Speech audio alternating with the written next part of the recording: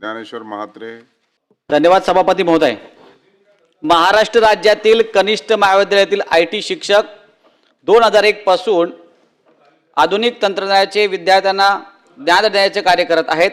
2005, 2008, 2013 आणि अलीकडे 2024 मध्ये अनेक शिक्षकांचे समायोजन व वाढीव पदांना मान्यता देऊन त्यांच्या समस्या जाणून घेतल्या आणि त्या सोडवण्याकरता सकारात्मक पावले उचलून शासनाने त्यांना न्याय दिला आहे. दिनांक 2 मे 2012 पासून शिक्षक भरती प्रक्रिया स्थगित असल्यामुळे राज्यातील अनेक कनिष्ठ महाविद्यालयातील शिक्षकांच्या जागा रिक्त आहेत.